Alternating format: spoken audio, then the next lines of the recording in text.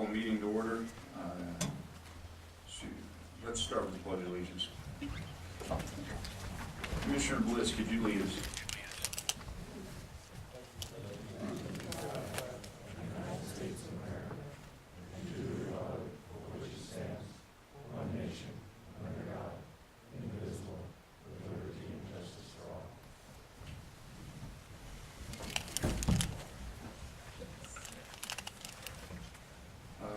Roll call, Suzanne. Chairman Robb. Here. Vice Chairman Drew. Here. Commissioner Lane. Here. Commissioner Bliss. Here. Commissioner Macbeth. Here. Commissioner Morai. Here. Commissioner McNeach. Here. Commissioner Drew. And Commissioner Wallace. Here. And Commissioner Nutter. Here. County Advisory Boards. Rex Flowers, Washington County.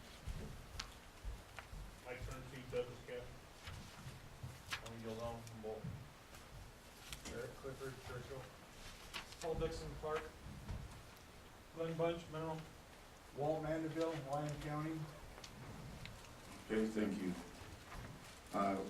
During roll call, we had a new member called, and I'd like to welcome Mr. Bliss to the commission, and I know it'll be a great addition. And the way it sits now, we have a 100% Governor Sandoval commission, and I'm proud to be part of that. So, Mr. Morai has been appointed and will spend 3 more years as a wildlife commissioner, and I'm glad to announce that also. So thank you too for your service. We'll move on to number 2, election of officers. I'm going to start out by saying last year at this meeting I would have told you I'm not going to be sitting here today. I planned on being off the commission by now, and I made some other commitments to some other people, and through the legislative process I made commitments to stay for another year. So that being said, everybody that is sitting next to me on both sides, like I said, it's the Sandoval Commission, and I would be comfortable with any person at this table being chairman going forward. I think we have a fantastic commission up here, and a good bunch of people that represent the state wildlife very well. So with that, I'll turn it over to whoever. Commissioner Drew? Yeah, just to follow up on what Jack said, I think my personal opinion is that there is some value in keeping things consistent going forward, simply because of some of the commitments and work we've done in the legislature. And so I have no reservations about nominating Jack Robb for chair going forward this next year.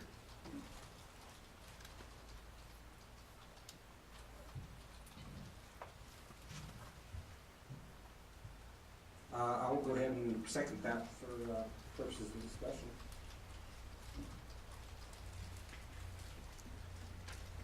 We have a motion and a second. Any further discussion? And is there any other nominations at this point?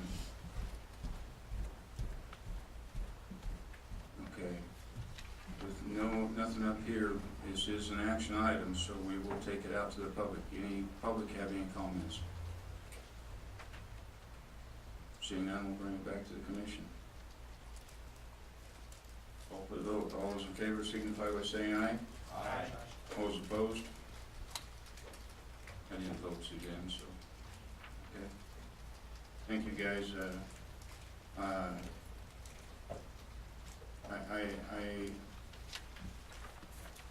owe Mike Macbeth a statement, because last year I did tell Mike that I wanted to be chairman before I got off.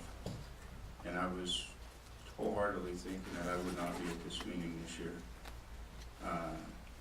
Things have changed, and I don't want you to think I reneged on anything. I made a commitment to you, but I made more commitments to other people, so that's where we're at. All right, we'll move on to agenda item number 3, approval of agenda. If we could go back to Commissioner. number 2 for a second. I'd like to nominate Jeremy Drew for vice chair.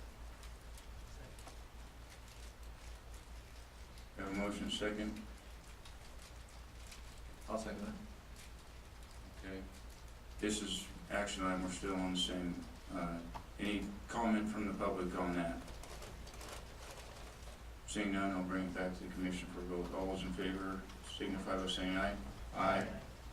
All opposed? I'll abstain. 8-0. Jeremy abstained. Now we can move on. Sorry about that. Number 3, approval of agenda. Has everybody had time to review the agenda? Any comments on the agenda? Anything we need to take out of order? Commissioner Macbeth. I don't know if you want to hear it now or when we get to agenda item number 8, but I will be able to give you a report on 8A.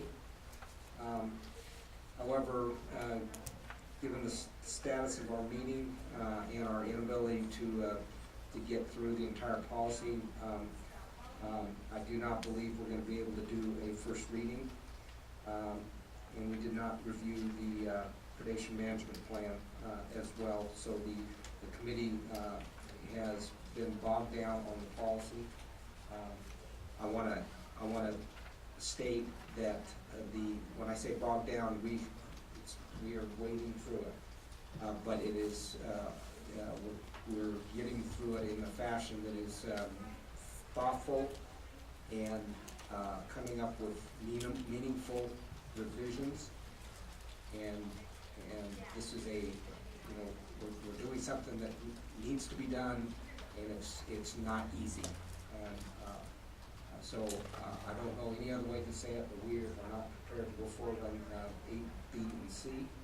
And I didn't know if you wanted to discuss it with regard to the agenda agenda, or if you want to do it when we get there. And I'm going to look for my DAG for some clarification on that. I would like to keep 8, B, and C on the agenda and just review and maybe go into a little more detail what Commissioner Macbeth was just discussing, so we have it on the record during that agenda item. So if anybody has questions down the road, they'll go, why did you not do that? It'll be on the record during that time for the video if somebody has questions. May it please, Board, Mr. Chairman, Harry Ward for the record, Deputy Attorney General. You're right, you as the Chairman and Commission as a whole has that authority to do that, and you have the right to take things out of order or in order as you so please. But as long as it's open and on the record right now, I don't think you'll have any problems. Okay, thank you. Mr. Chairman, Commissioner, yeah. as much as I hate to do this, I'm going to have to miss tomorrow due to a personal commitment I made to my daughter of taking her off to college for her parent day in San Diego, and I feel it's important that I go, so I'm cutting out of here to make the 6:10 flight. So I notice there's some agenda items here that are action, and I would appreciate if you can move any of them around and maybe feel I'd like to vote, and particularly number 10, if we could, which is a trail cam. I know it's a little bit controversial. I certainly don't want to duck any votes. Okay. With that being said, recognizing that Mr. Young has an earlier commitment, before we make that change, I will take it out to public comment. I don't know if there's any individuals here specifically for the trail cam regulation, or if there is any planning on coming, but we could move that agenda item around with a motion, and so you can be present for that. So. But like I said, I'd like to leave the planes at 6:10. I think I probably need to leave at about 4:15, 4:30. Yeah, watch out, there's all higher to come on now. I still have a badge in my pocket. I hope it works.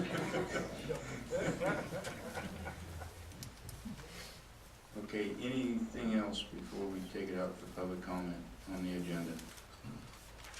Seeing none, we'll take it out for public comment. Any public comment on the agenda or the proposed change of trail cams on the agenda? Seeing none, I'll bring it back to the Commission. Commissioner Drew. I'd move that we approve the agenda as written with one exception, to move number 10, possible trail cam regulation, to immediately after agenda item number 7.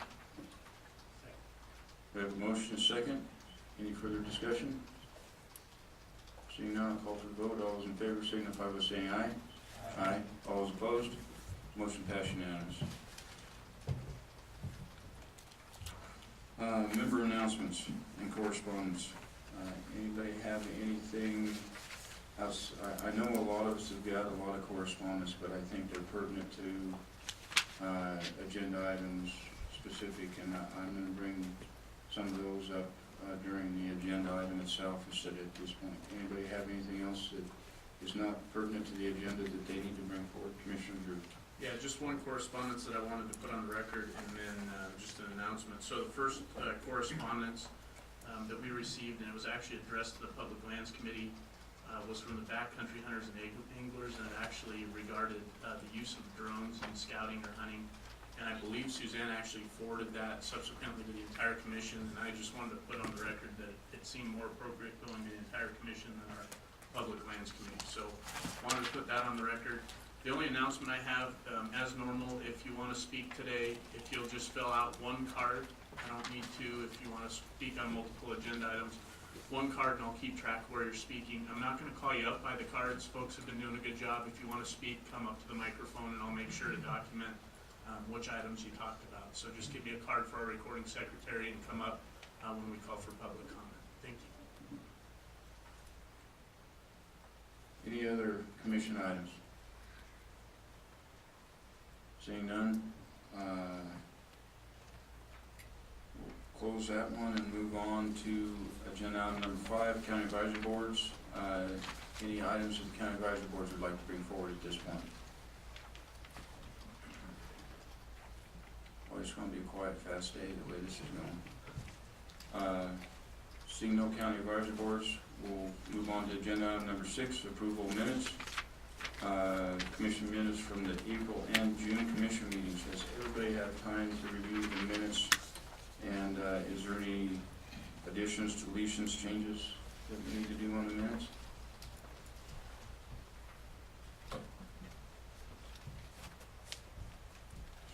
Seeing none, this is action item. Any public have any comments on the April and June minutes? Seeing none, I'll bring it back to the commission for a motion. Make a motion that we approve the minutes of the Ely meeting. Commissioner Drew? Yeah, I'll second. So just for clarity, that would be a motion to approve the April and June meeting minutes as written. Okay, we have a motion second. Commissioner Macbeth, did you have a comment? Yeah, I was just gonna clarify that the April meeting, I believe, was the telephonic meeting with regard to the legislature. Yes, correct. Telephonic for some people, yeah. Any other comments? Seeing none, I'll call for the vote. All those in favor signify by saying aye. Aye. All opposed? Motion passed unanimous. We're gonna move on to agenda item number 7, amended Upland Game Stamp accounting fund request. Mark Farman for possible action. Good morning. I'm Mark Farman, staff specialist with the Habitat Division. Can you hear me now? There we go. Mark Farman, Habitat Staff Specialist. We're here today as a follow-up to the last commission meeting agenda item, which led to you approving a list of upland game bird stamp projects. So hopefully you all received this table we sent you as part of the package for this meeting. So basically we're seeking your approval of adding one new project to the list, which is the pine nut vegetation and sage grouse research project. That project would add a total of $12,000 to the total that you approved last time. So the total would go from $271,050 to $283,050.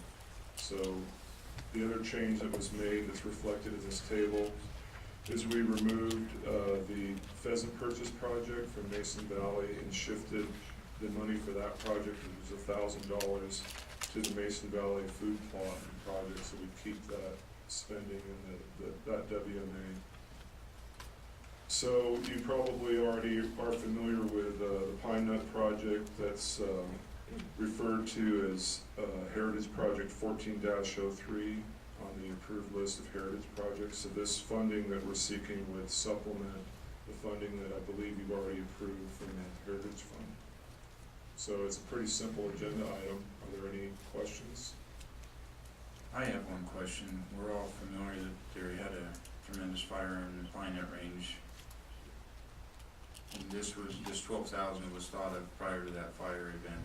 Yeah. Is it still a viable project? Is there a way we can spend our money there in a more constructive manner, or is this still the best we can do? I talked to Regional Supervisor Mark Freeze and asked him that very question. He's the one that is gonna manage this project and proposed it, and he told me that it does not change the project at all. In fact, it makes the project even more important because of the damage that's been done by the fire, so that's what I learned when I talked to Mark. Okay, Commissioner Drew. Yeah, just to add on to that a little bit, I had an unrelated meeting with BLM, and they're planning, I think, 26,000 acres of pinyon juniper treatment in the Pine Nut Range, primarily for fuels management, but we'll have wildlife benefits for multiple big game and upland bird species. And I asked them how much of their proposed 26,000 acres were burned up by the bison fire, and they said approximately 2,000. If you look at the pine nuts and how big that range is and how much PJ is on that range, there is a huge need for treatment, so we prevent another bison fire happening in the near future again. So I would agree with the assessment, and for BLM, they're moving full speed ahead on more treatments. Any other questions? Okay. With that,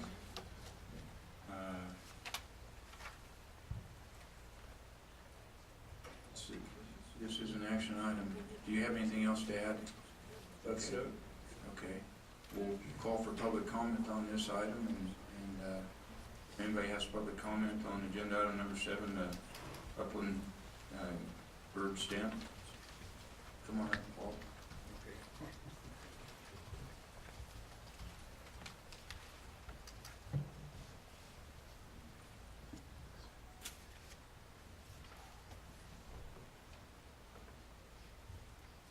Still going? Okay, good. Walt Mandeville, Lyon County Board to Manage Wildlife, and we met on Tuesday, and we discussed this issue. I'm glad to see that the rehab effort's gonna go on. I'm very familiar with the pine nuts, and I thought that fire was a good thing, because it'll open some of the country up to allow some of those animals to move through that system. I don't know how many people have been in that part of the pine nuts, but you can't hardly get through there anymore. And some of that stuff is thick, thicker than thick. And there's a number of springs in that area that don't function anymore because of the growth. Anyhow, that's just part of the comment. The other comment is, we had a discussion on the stamps and different funds, Predator Fund and Upland Game Stamp.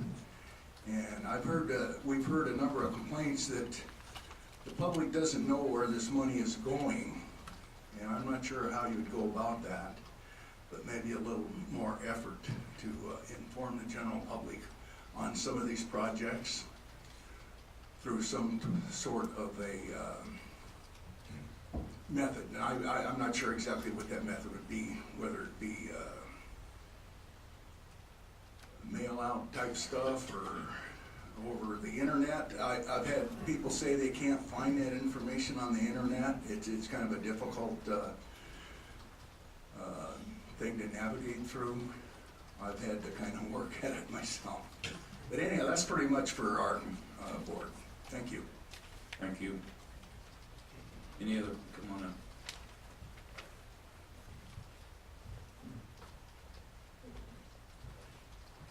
Doug Martin, Carson City CAB, and I always want to go county CAB, and we're not a county. Anyway, sorry about that.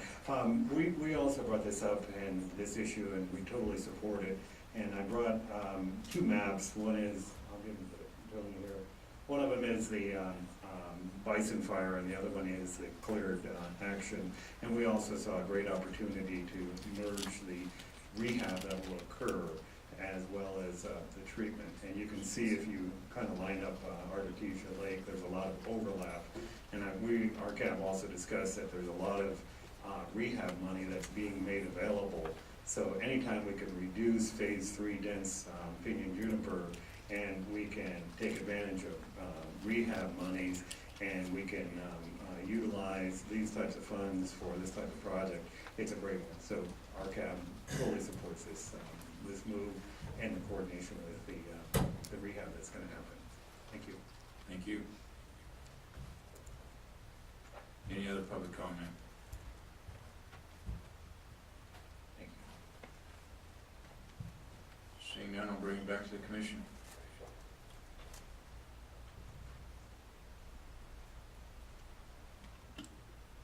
Commissioner Wallace. Thank you, Mr. Chairman. I move to approve the revised list of fiscal year 2014 upland game bird stamp projects as presented by the department. Second. Motion by Commissioner Wallace, second by Commissioner McGinch. Any further discussion? Seeing none, I'll call for the vote. All those in favor signify by saying aye. Aye. All those opposed? Motion passed unanimous. Now, we're going to go out of order as we discussed when we approved the agenda. We're going to move on to item 10, proposed trail cam regulation. Chief Game Warden Robb for possible action. Rob and I discussed this on the phone, and we've had quite a few comments from county advisory boards, and maybe the best way to attack this one would be to get some county advisory board comment and look at the action reports before Rob comes up and gives his presentation, and that can give us a flavor for where we're going. So unless I hear something from another commissioner about that idea, but I know that a lot of the cabs had comment on it, and I'd like to hear those comments before Rob's presentation. That might help us digest Rob's presentation a little better. So we'll start with cabs. Rex? Rex Flowers, Washoe County. We did not support any regulation of the trail cams. We had quite a conversation over it. Let me say first, we only have 3 members on our board at this time, so next month when we have 5 members, that could change and go the other way too. But we really felt that there wasn't a need for this. Some of the other comments were, yeah, we should have no use of trail cams, but we don't understand how you're even, how you plan to enforce it once you have it in place. This is another regulation, a lot like the flying regulation. It's going to be awful hard to enforce. That's the biggest thing.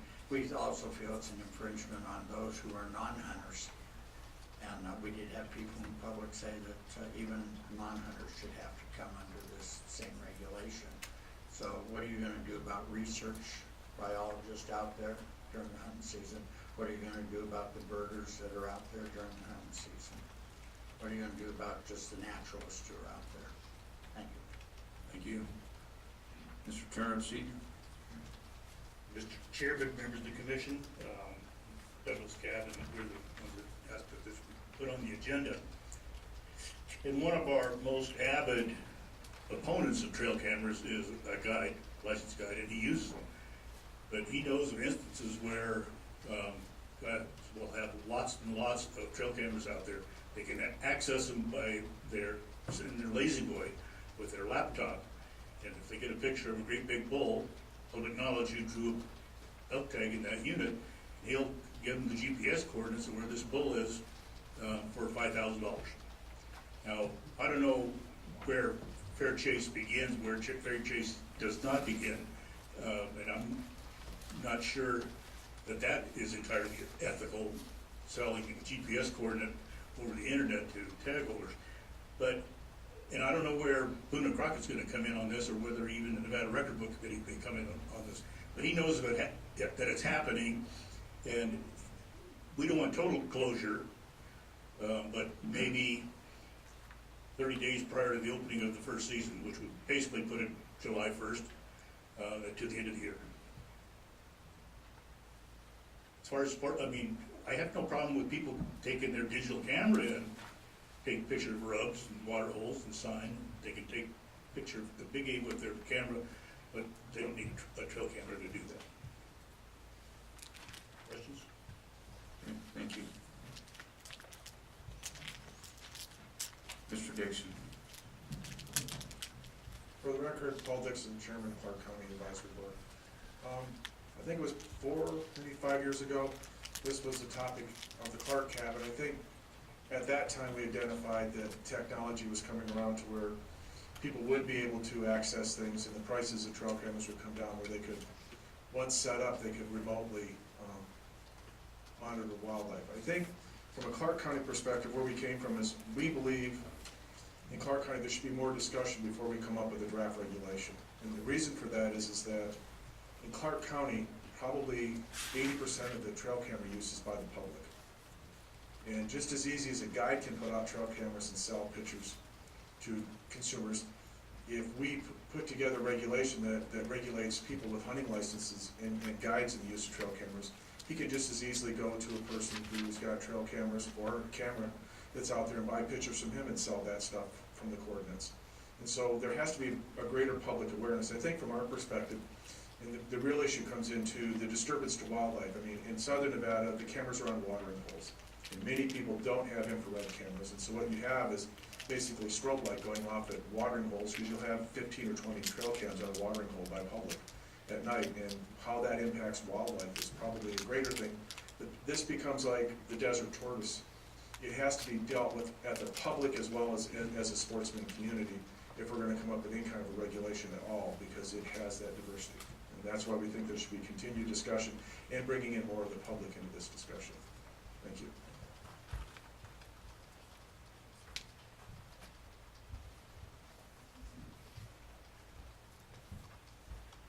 Doug Martin with the Carson Cab again. We had a lengthy discussion about this topic also. And first of all, we understand Douglas County's issue with ethics, and we think that ethics always need to be brought forward. But we did not feel that a regulation is warranted at this time. What we'd like to do is see where the problem is, if there is a problem in that. And so we don't support a regulation regarding trail cams at this time. And then put my hat on as a wildlife hunting instructor, a volunteer position. One of the things that we bring forward in our hunter education is ethics. And I really do feel that this is an ethical issue, and I think it was well pointed out by Clark County that having 20 strobe lights going off in the middle of night, is that ethical or not? And I think we need to educate the public about that and ways to not do that. So again, Carson Cap does not support a regulation, but we understand the ethics, and maybe hunter education might be part of the ethical problem and solution. Thank you. Thank you.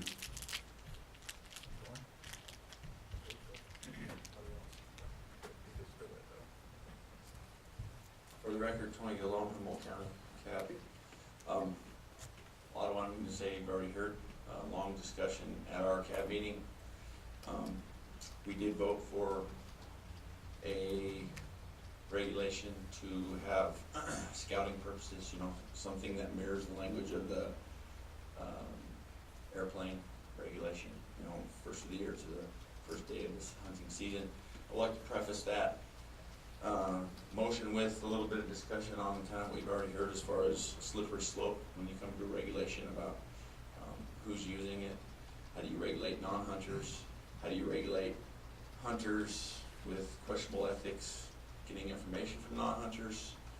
So I guess we would like to caution the commission on the regulation that makes sense. I think there needs to be we think there needs to be a lot more discussion on this issue. How warranted is it? How much abuse is going on? So anyway, ethics is a big issue. So we voted, like I said, for kind of a scouting preseason regulation. Thank you. Mr. Bunch?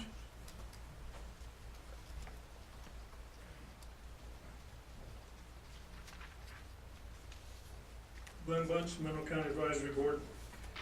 As usual, if the room fills up with people and you're having a meeting in Hawthorne, you know you've done something wrong. So immediately you move to the back of the wall so they don't beat you up too bad. And the item was trail cameras. What's the problem? Whose idea is this? Why are we wanting to regulate the trail cameras? And there was a lot of things that went on out there. There's a sportsman's club that's been newly formed in Mineral County, and I was beginning to think I was at their meeting instead of they were at mine. And we submitted last month the minutes from our meeting. We reiterated in this month's minutes in the meeting. The one big thing is there was 12 points that the group pointed out, the sportsman's group. One is, what's the reason for outlawing them? Is there too many trophies? Is there too many animals being harvested? Unethical? If so, what about the use of horses, quads, and high-powered rifles to shoot 1,000 yards? Amazing optics. What about the use of trail cameras for scientific studies? Number 3, what about the use of them in a classroom? Number 4, what if a rancher wants to use them to track down an animal that's killing his livestock? Number 5, what about the water development studies? Number 6, putting trail cameras out is hard work and people steal them. How is that for unethical? Number 7, what about tracking population influx and migration pattern? Number 8, predator management. Number 9, how do you enforce it? And number 10, who would still use them? NDOW, BLM, so they can benefit? Number 11, what are the studies saying? Has there been a change since the use of trail cams, and what are the facts? Or is this some guys that don't like the idea? And number 12, last but not least, what about mine and your right to use them, which has no different than filming or taking photos of animals, or the trail camera serves the same purpose as a fish finder, and nobody makes a fuss of those. The one thing that we have to look at is the year-round mountain lion season. So if you're putting it out there that you want during the season, you've got to figure out what, where, and when. So it was a pretty lively meeting, pretty spirited, but like I said, I felt better when I found out they come to my meeting. Thank you. Thank you. Oh,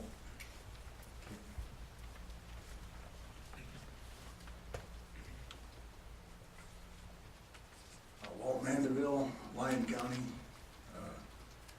We had a pretty good discussion Tuesday about this issue, and we didn't have very many people at our meeting, but there's a fair amount of opposition at this point in time, and it was stated that we need more information, more data, more study, so that we'll know where the problem is and how big the problem is. Right now, I don't know how much of a problem it is, and I know it's being used quite widely, and they do have the remote sensing capability nowadays. In fact, you can go on some of the computer programs where you can watch fish in Florida, or all these different things that you can do with that remote sensing equipment. But at any rate, we feel that this issue should be left alone at this time until we can demonstrate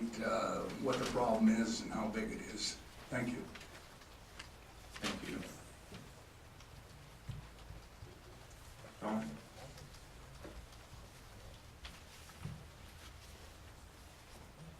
Casanelli speaking for myself. I think it's an issue that needs to be looked at some more. I think it is a issue that's gonna hit us in the future with these remote cameras that you can get off of satellite feeds. It's no different than flying a plane. Why should we stop a pilot from going out and scouting in his plane pre-season when you can go put a camera up and watch it on living time there and send somebody out to hunt? I think the ethics of this technology needs to be looked at in the future. And I'd hate to see it just drop today. I'd like to see more input put into it. And some of these issues, we don't have to, per se, go after the trail cams. If a guy's walking out there, it's no different than using a digital camera. But these satellite feed cameras are getting way too advanced for in my opinion. Thank you. Thank you. Any other cabs for public comment? Dr. Mulder.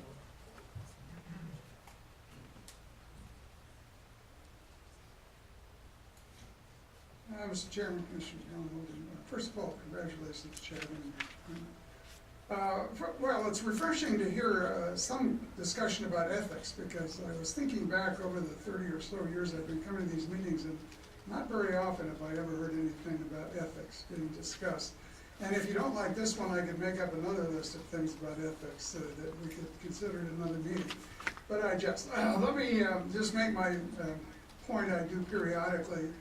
Over the years, I've noticed that when something comes up that sportsmen don't particularly like a regulation being proposed, the issue is often raised about, well, how are you going to enforce it? And there's a lot of smoke blowing about whether something can be enforced. And then that's my trigger to get up and simply remind us all again that in this country, law enforcement is a matter of voluntary compliance by those of us who live in this country. We agree as a condition of citizenship to follow the rules and regs. We all know that's not perfect, and obviously we have law enforcement to take care of the outliers. But basically, if you see the need for a regulation, I don't think you should shy away from that on the basis that there may be some enforcement issues. Because you know what, sportsmen are no different from me or anybody else. We're expected to follow the rules. And if you make a rule, you expect them to follow it. If they don't, they lose their license or the activity itself is terminated. That's all there is to it. I get irritated when I hear this smokescreen about law enforcement appearing in front of you when I don't think it's a real issue. Thank you. Mr. Reed? I'm John Reed, and for the record, I'm a member of the general public because, well, I may not get reappointed, but in any case, the county hasn't taken up the issue in a timely manner. And I sat there, Rex fortunately pointed out that if we'd had a full board, we might have come down differently. We had, again, a spirited conversation. Personally, I don't think there is any big crisis out here that necessarily has to be dealt with. There's obviously a lot of questions on this stuff, but I think it's probably getting to be timely to look at this because of the technology. I don't know where Google Earth is going. You know, guys are out there hunting with iPads and GPSs, and I assume you can call up Google Earth and drill down.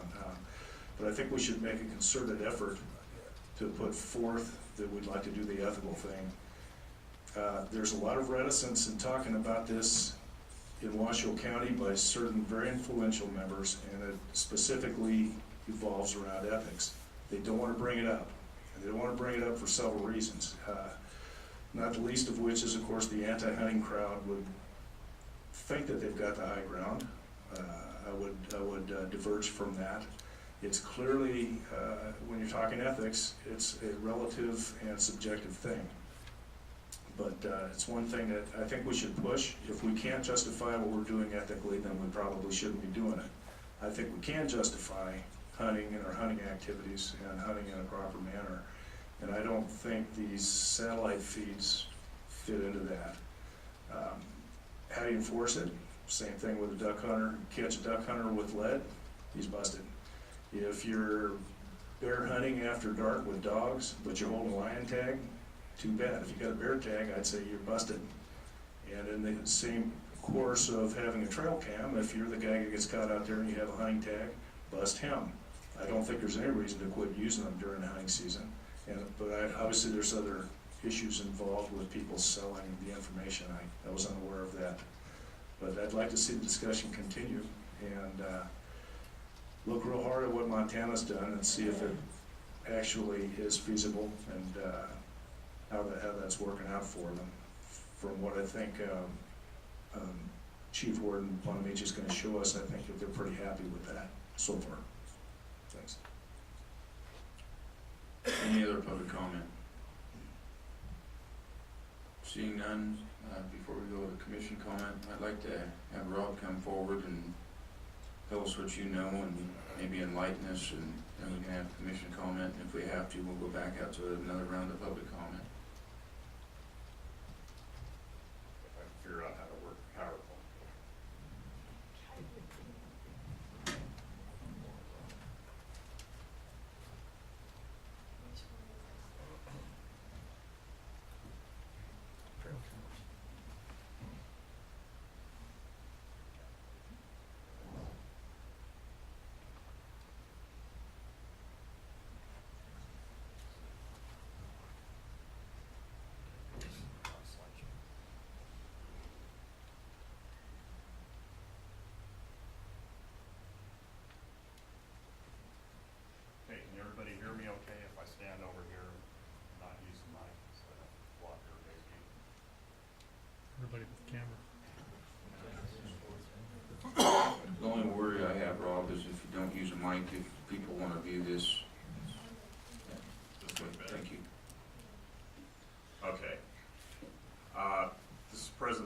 put together on trail cameras and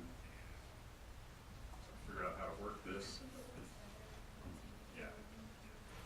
Okay. Trail cameras, they come with SD cards, they're remote uplinks to computers, to cell phones.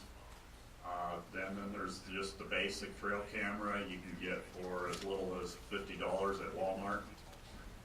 So they're affordable, available to everybody, just about available anywhere in the country. And then there's a little more sophisticated one. This one in particular works off cellular sites and can be viewed by your cell phone, computer, what have you. It's 3G speed. I wouldn't be surprised if there's 4G speed out there now as well. And then trail cameras, and you can see how popular they are. You just go to the internet, and there's trail camera photo contests, trail camera pictures, 50 best wildlife shots. So they're very popular amongst folks out there. Our current status in Nevada, they are legal to use in the state of Nevada. MDOW has authority to regulate as it directly relates to hunting by MDOW. The commission has that authority, and it's similar to aerial scouting, where I believe we have the authority to regulate with regards to hunting.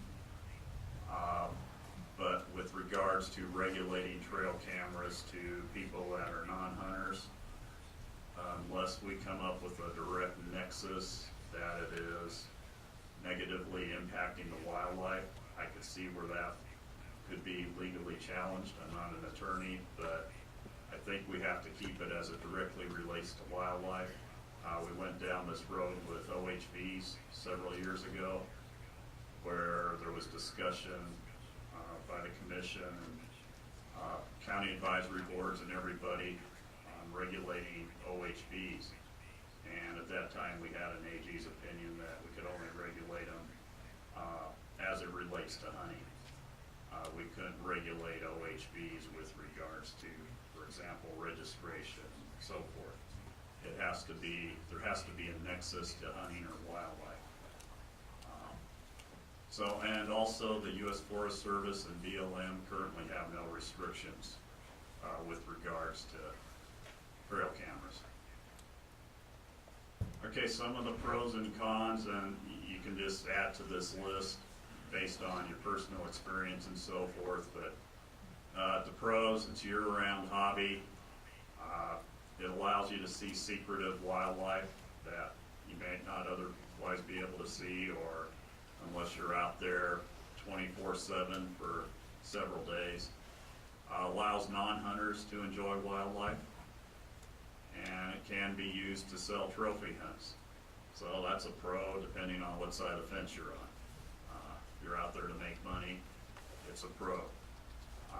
And you'll also see that on the con side. Some of the cons, they do get stolen, as was mentioned earlier. They can restrict wildlife access if habitat is manipulated to funnel in the wildlife. So the wildlife's got to walk right in front of the trail camera. May cause baiting. Several states have seen this where there's high use of trail cameras. Baiting increases to attract the wildlife so they can get a good photo. And can be used to sell trophy hunts. This is the ethical issue that comes up, one of them, and it may give hunting a bad image if hunters use trail cameras.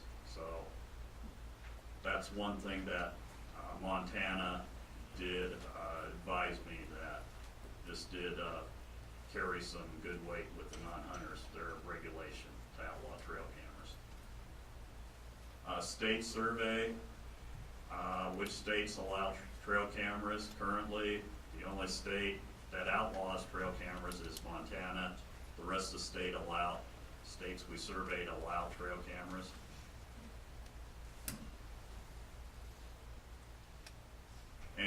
fact, some states promote them.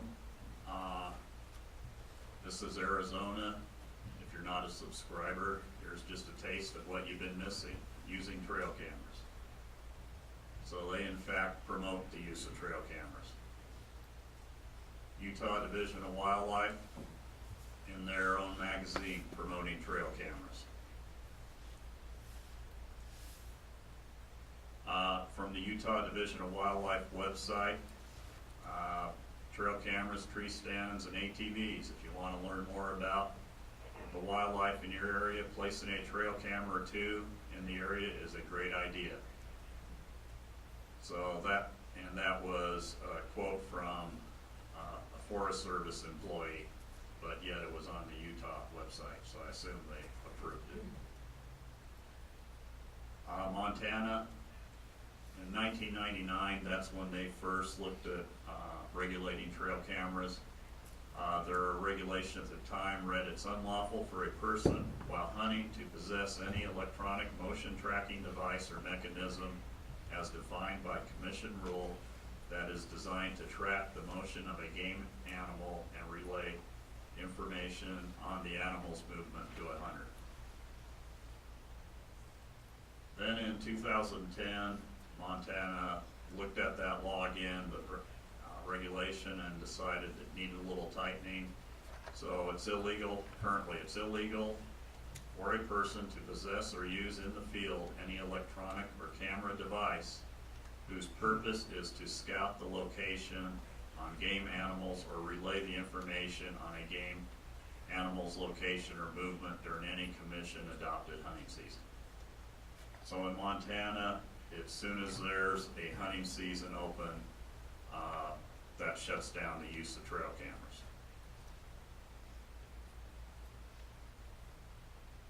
Montana, again, with the opening of the first big game season, doesn't have to be the big game season you have a tag for or anything. It's the first big game season in the state. No trail cameras may be used for purposes of hunting.